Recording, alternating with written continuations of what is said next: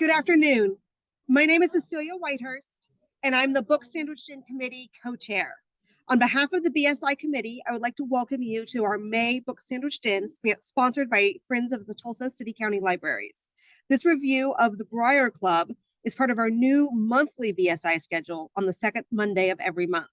We hope you can attend all of them and bring a friend or two with you. Our next talk will be Monday, June 9th, where librarian Laura Raphael will be giving a talk about what's new and great in children's literature, aimed at parents, grandparents, and caretakers of children of all ages. We will be taking a short hiatus for the summer and will return in August with a new lineup of books and speakers, so stay tuned for that. Our fall reviews will still be here at the Martin Regional Library at 12:10. I want to share with you a few words about the Friends of the Libraries.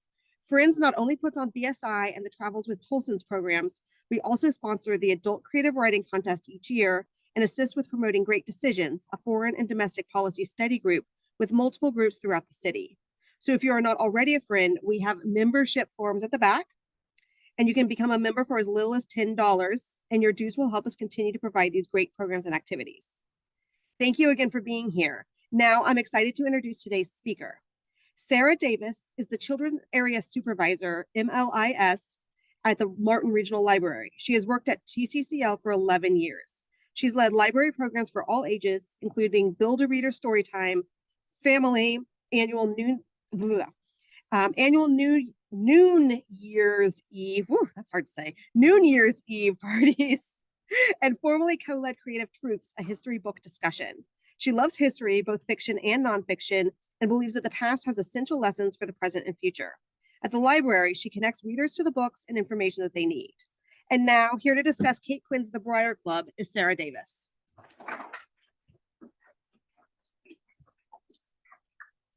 Hello, everyone. Thank you so much for having me today. I'm excited to come and talk to you guys about this book.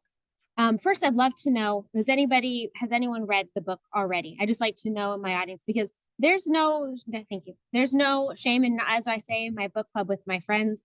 Well, I'm in a lot of book clubs. Let's not talk about that right now. In my book clubs, various ones, if you haven't read the book, there's always something to discuss. And I know we try to keep these conversations spoiler free. This one is a murder mystery thriller historical fiction. So there's a lot going on here.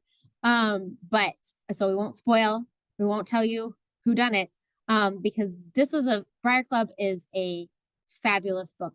I'm not really a fiction reader, but because I'm a nonfiction girl, I love my facts and my figures, but this felt like I was reading nonfiction, but in a novel, because there was so much historical detail. So I'm excited to tell you more about this book.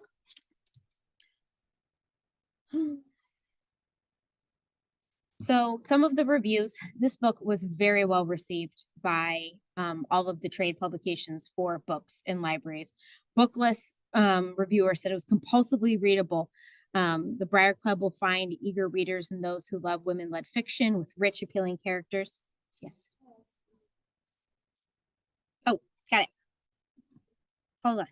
Da, da, da, da, da, da. I have to get all buttons. This means being recorded. Yes, I know. Yes, I want to share. Oh, yes. I believe we've got it now. Just need to move. There we go. I have to move that because I can't also look at myself at the same time. I don't need to do that right now. That's close enough. Library Journal also. So Booklist, Library Journal, and a number of others, they all starred this book, which is really high praise from these ones, from these journals. Quinn's compelling story of women's friendships set against the frightening days of McCarthyism combines personal stories with real history. In 1954, a Thanksgiving gathering at a Washington, D.C. women's boarding house is disrupted. It is very disruptive. The result is 2 dead bodies and 17 suspects.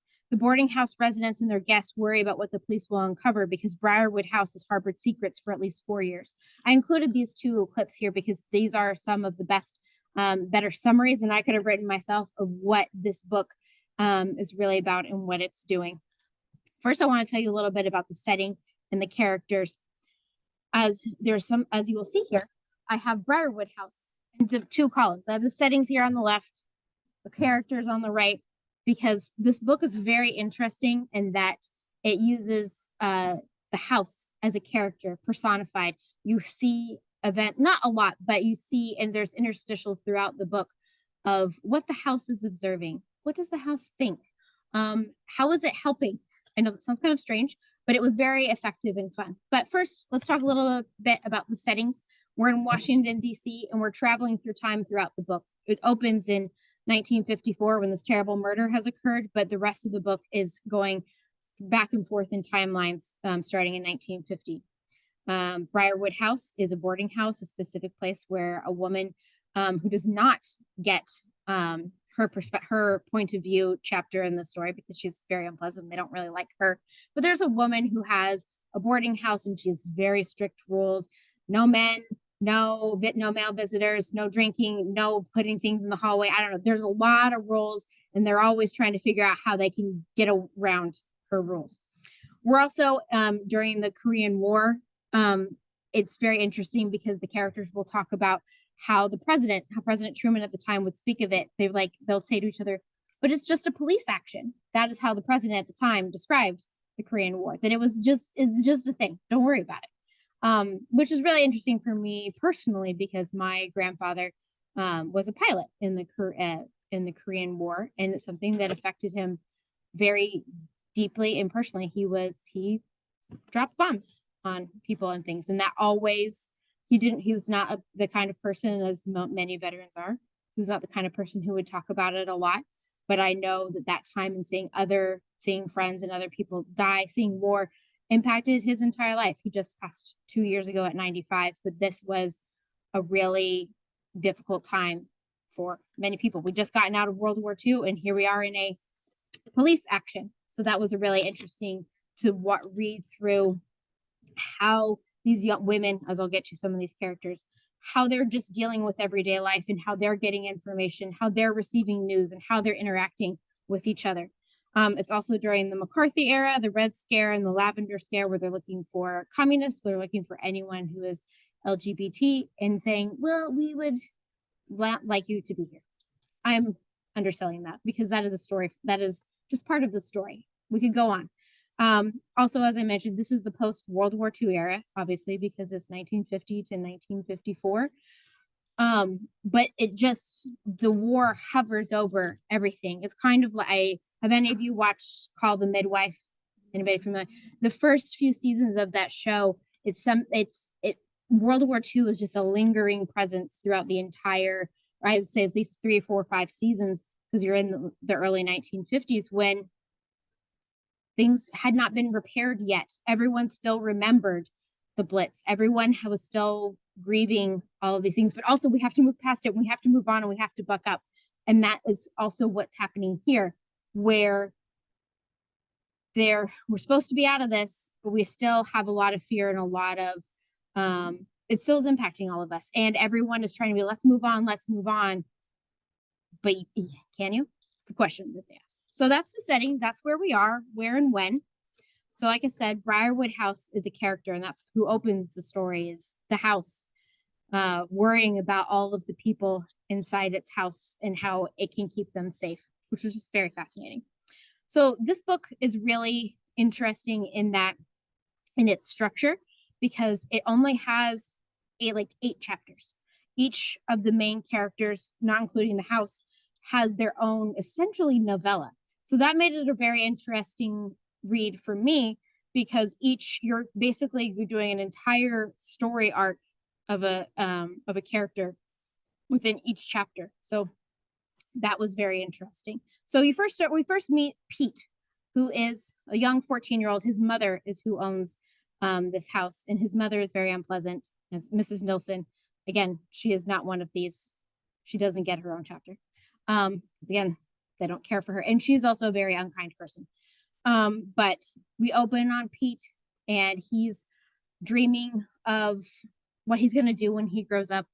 Will his father ever come back home because he left? What's going to happen with that? All of these just, regular teenage boy wonderings. And so it is really funny of this novel that's centered on women and their stories opens on the perspective of a 14-year-old who's kind of observing all of them and helping you get to know all of the people stories you will eventually come to know much more intimately. We move on to Nora, who is a young Irish woman who is trying to get away from her family, trying to start over. And then there's a gangster and chaos ensues. Then we meet Rhea, who is Reza. She is a Hungarian survivor of World War II. She was able to come over before things got really bad. And she talks a lot about how everyone always asked her, well, why didn't you leave sooner? Why didn't you leave sooner? It costs a lot of money and it's really hard.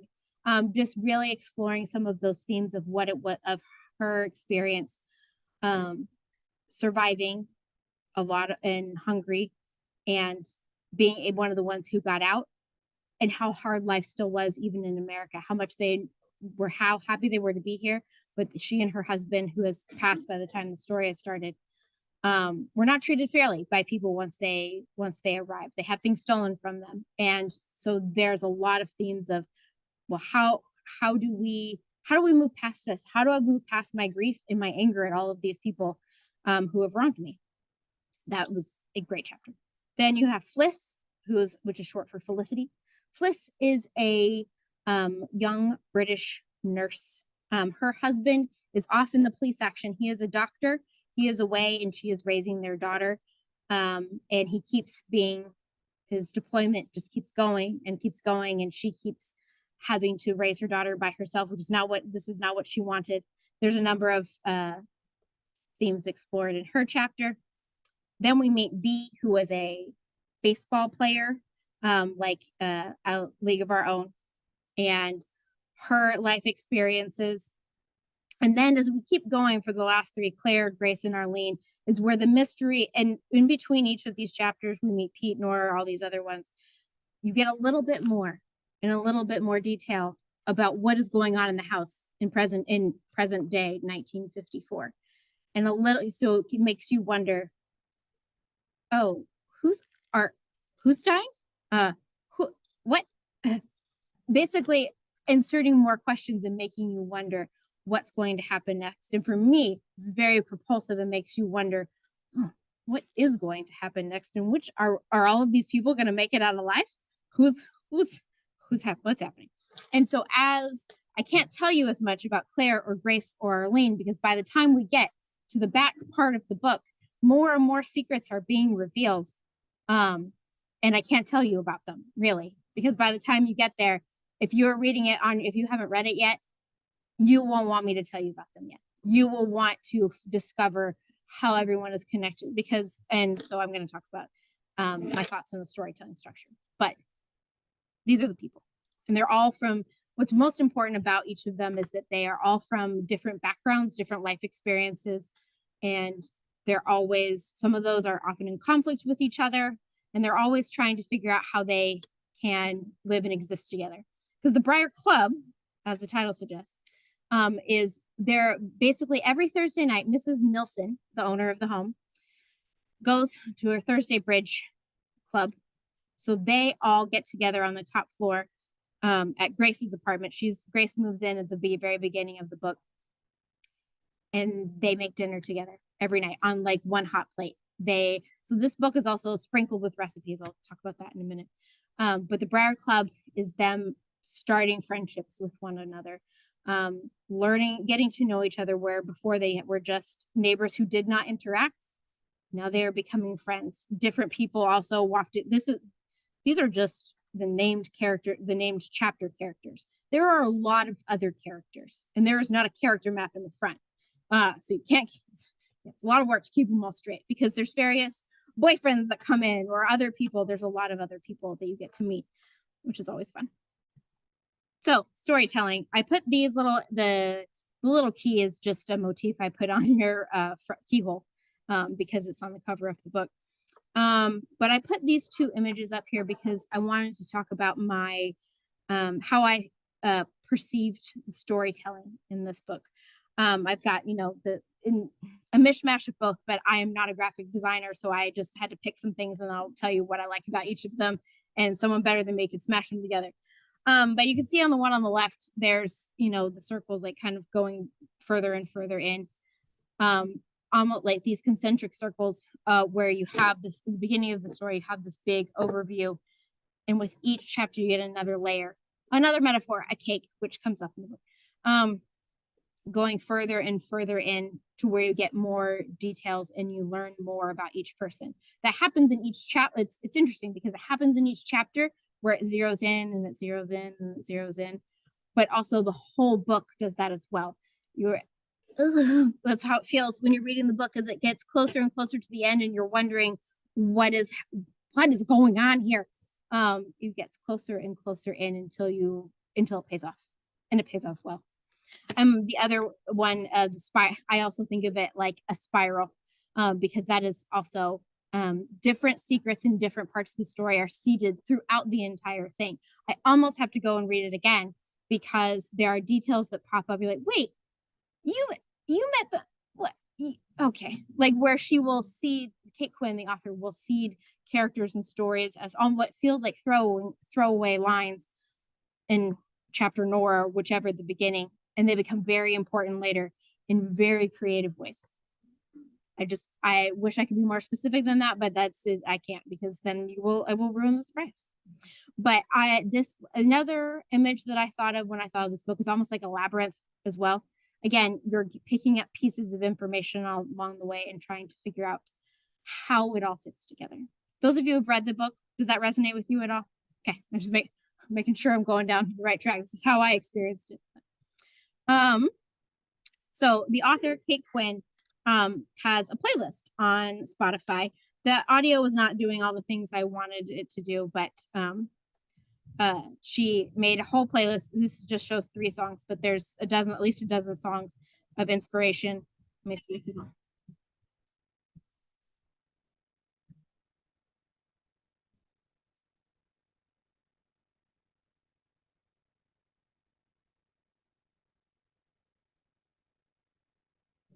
So throughout the story, she shares recipes, and this will tie into the music also.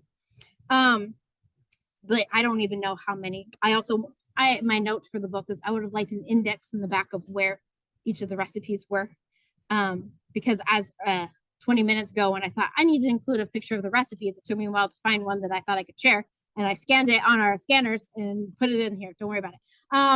So this is how it shows up in the book. On the left, it'll have the title, and it will give you all of the ingredients, just like a regular recipe, and it tells you all the directions. And then the last instruction for all of them is something like this one says, decorate with whole strawberries and eat with friends of any nation while listening to Rag to Riches by Tony Bennett.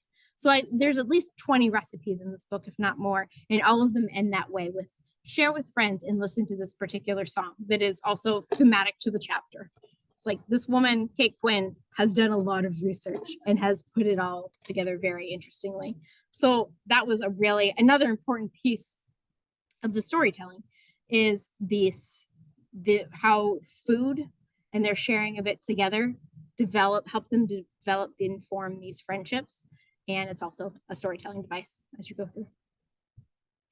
So at the very end of the book, there's an author's note, and it starts out with, I know you're something to the effect of, I know you're the kind of person who, if you're the kind of person who reads an author's note before the book, don't do it this time, please.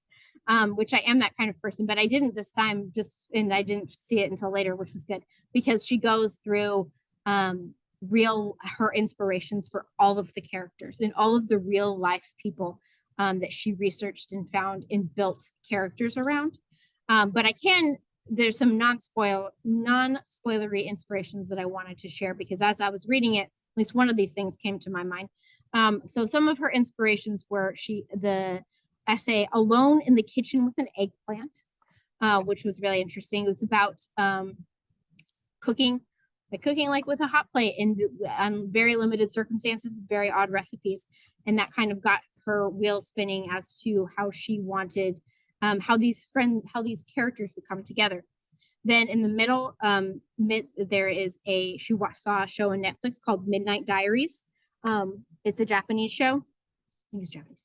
And it's an anthology where each episode is just about one character, which is how she was inspired to write the book in this particular anthology novella style, where each chapter is a whole small book. And then, has anybody watched the television show The Americans? Okay, well, if you haven't and you don't mind a little bit scary, it's a great show. But the premise of The Americans is that the Soviet based on reality, the Soviet Union would train people to be Americans and send them as spies to the United States and have them embedded across the entire United States. Take with that what you will about this book.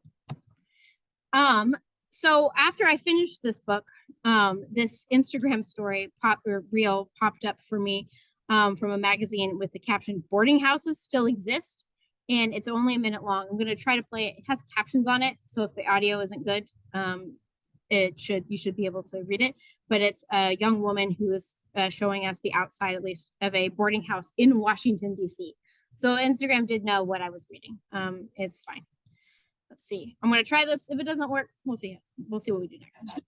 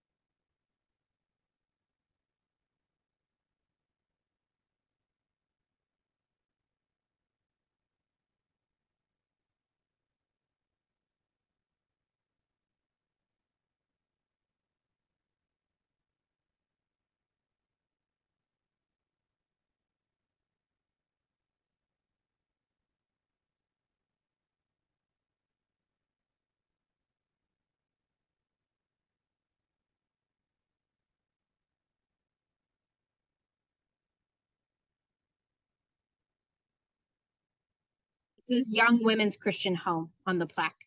So it's not exactly the same boarding house as what we are reading about in the Briar Club, because that was owned by a private citizen. But I just thought that was really funny because, one, I had no idea there was still anything resembling a boarding house still existing today. But I thought the history was interesting.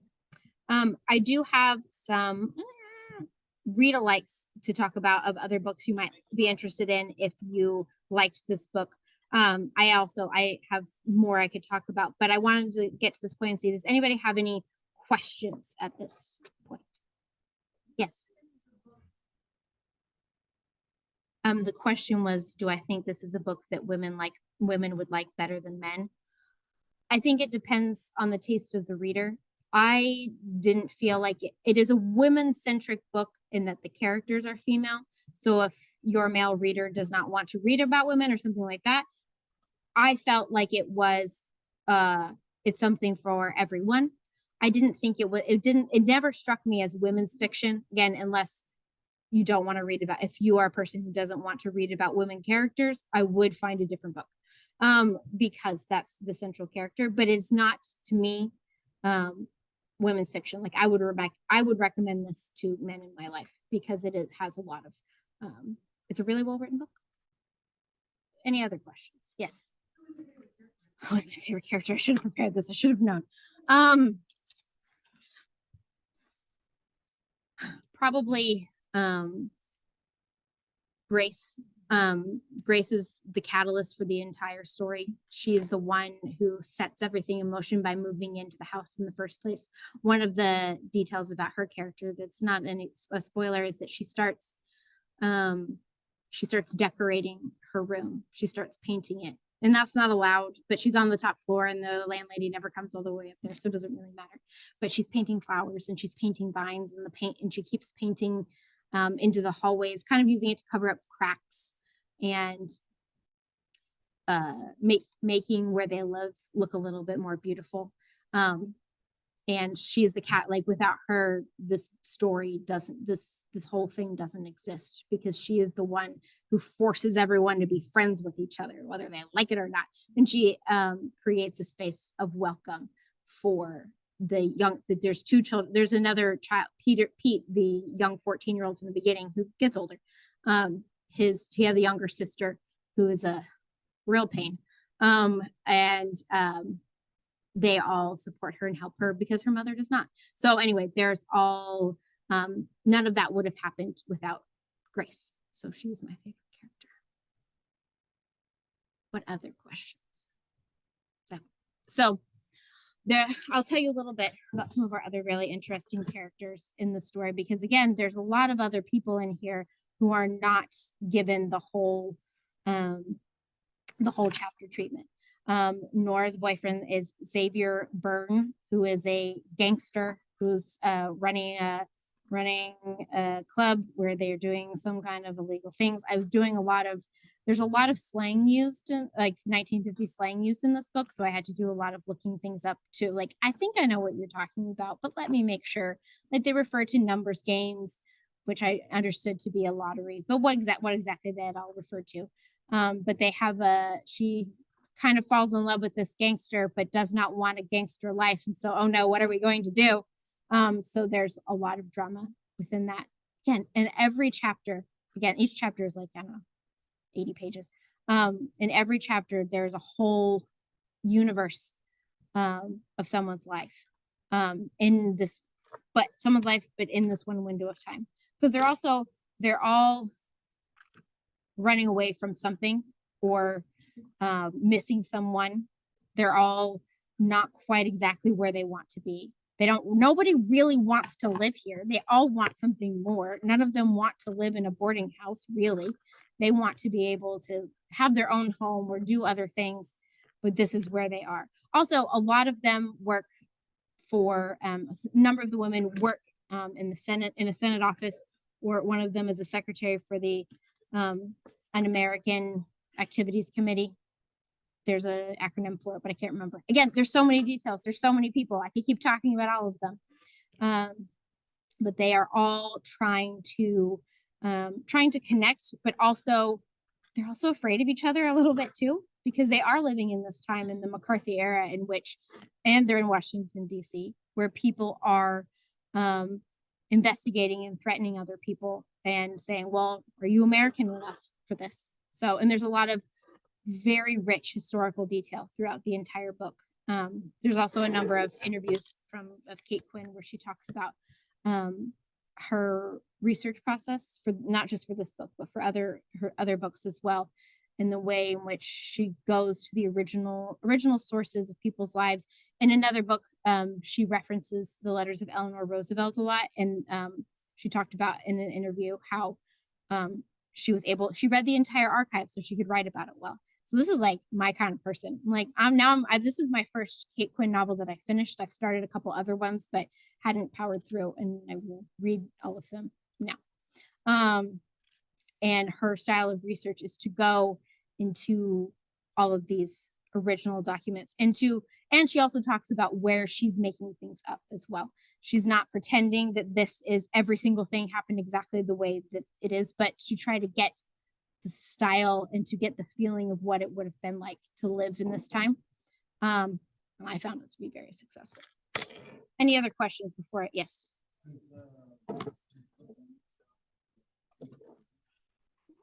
I would say it would be fine. It would be good in audio format, especially if I didn't pursue an audio format for this one, but I would be curious if the production of it had different voices or if it was all the same one. Either way would be fine. It would be really interesting if they gave each narrator their own narrator, each character their own narrator. It would work. There's a lot of detail, but if you are interested in audio, it would be fine. What I do want is I would like immediately a television show. This would be, I know people say that a lot, like, oh, turn it into TV, but this would make an incredible limited series.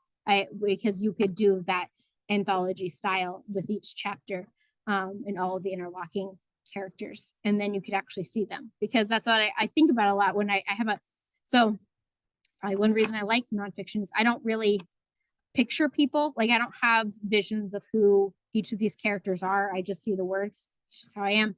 So I don't see people. I have to see it in a imaginary cast or something like that. I was like, oh, maybe that's what they look like. But I think this would be a fabulous television show. Someone get on this. Any other questions? So if you haven't read this book, you should read this one. But I do have a few other suggestions. Sorry, my name tag's making a lot of noises.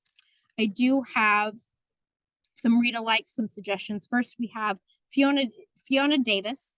Has anybody read any Fiona Davis? So she plays a little bit with format in which she does. Normally plays with two characters in two timelines. I've not read the Magnolia Palace. She's got one called Lions of Fifth Avenue, about the New York Public Library.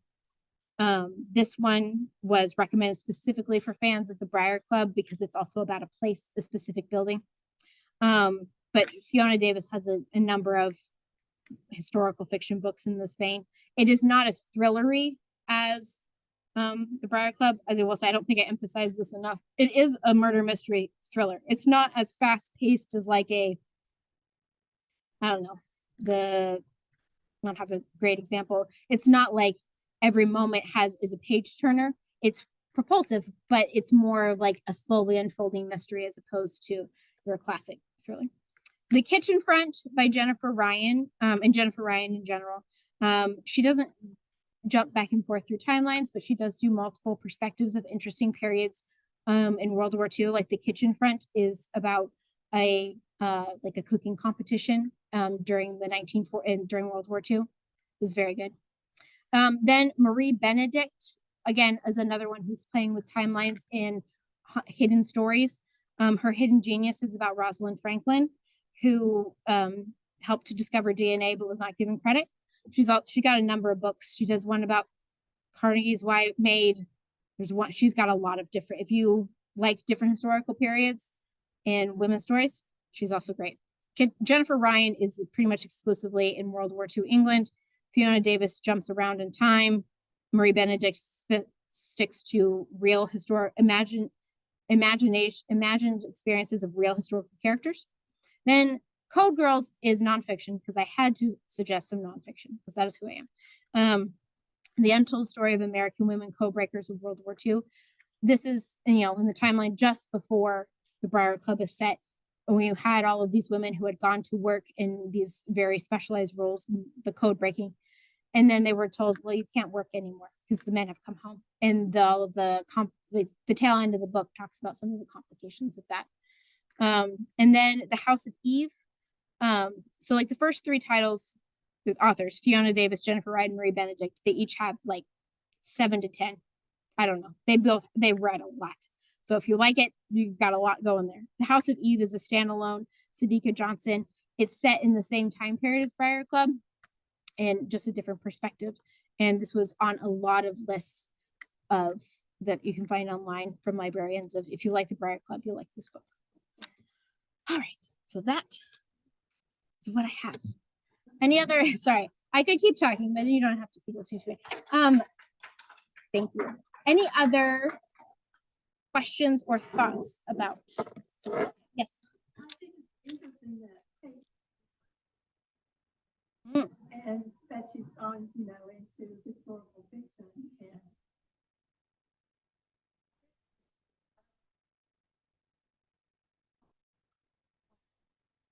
yeah, there's a lot of music in this book. Not really a lot of opera, but mostly, popular tunes. And some of the other places that Kate Quinn has gone, historically speaking, I think her first book was The Alice Network, which was about spies in World War II. I know there's The Rose Code, which is about Bletchley Park. Oh, that's what I was going to mention, because the British character has an aunt the British character is from Bletchley. which is in the United Kingdom. And I've been there. Last year I got to visit my cousins in England, and they were like, hey, do you want to go to Bletchley Park? And had no idea that was even possible. Yes, I want to go to Bletchley Park. And one of the characters, like in Briar Club, Fliss references an aunt who lives in Bletchley, and that is a character in the Rose Code, which at Bletchley Park, in the gift shop, in the museums part, the Rose Code is everywhere. Like that book, the whole place is covered with it. I love it. And The Huntress is about someone trying to hunt down a female Nazi killer who's ended up in the United States. It's terrifying. That's why I have not finished it. Every time I get it, it's like, this is scary. It's too much. And so she loves, so she'll talk about that in interviews about her research process and how much she likes to dive into these different parts of history and share them with readers, which I really appreciate, because not everyone is like me and wants the dry history. Sometimes we want a little bit more to it and a little bit more depth of character, and that's something she really offers. Yes.